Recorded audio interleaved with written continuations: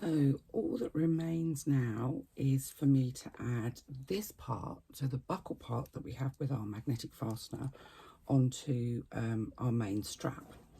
So I'm going to thread that on to that buckle, and I'm kind of going to pull it so that it feels about, so that it's actually sitting just about right.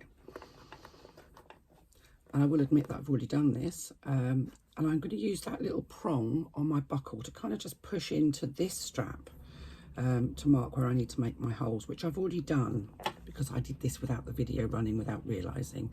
And I've used a tool like this to make a hole for that little prong. I've also made 2 more holes, they're just for effect more than anything else. And then I can put my buckle through. Now my only issue with that, and I think this will depend on what sort of buckle you're using, is that this bit sort of just flaps about, and I don't like that. Now there's a couple of options for that. You could make a small leather loop that goes around and holds those two together, which you could ideally you'd make it on this part and use a rivet to hold it in place or sew it in place, and then you could thread that piece through that loop.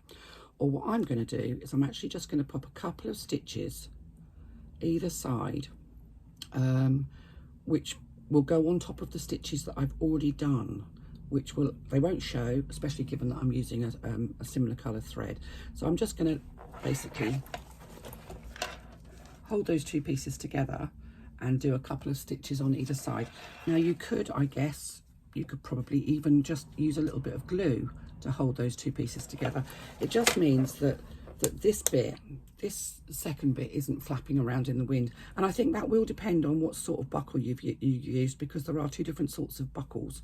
But that doesn't feel, for me, overly safe. And I can just imagine that would come off, and then I'd be left with, well, I'd possibly lose that bit.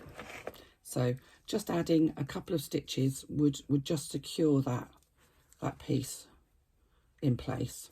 Or, as I said, a small loop, as the sort of loop that you would get on a belt, like a belt loop, made around there that piece can thread through. I just worry that doesn't sit quite right for me. Personal preference.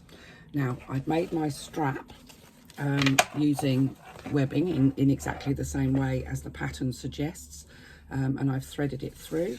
So I'm now pretty much, apart from those couple of stitches, which I will do in a second, but I need to change the threads because I've actually got black thread in my machine again now. That's pretty much done, and I'm absolutely thrilled with it. Now what I have done also is I've used leather edge paint on all of these raw edges, just because I prefer the look of a leather edge paint. It is very much a personal preference, and you don't have to. If you like the raw edges, then leave the edges raw. But you can see there, I've used black because actually my zipper tape, although you can't see that much of the zipper tape, is black, and I don't have anything that matches this. So I've used a plain black around all of the raw edges. And there we have, our bag is completed. Delighted.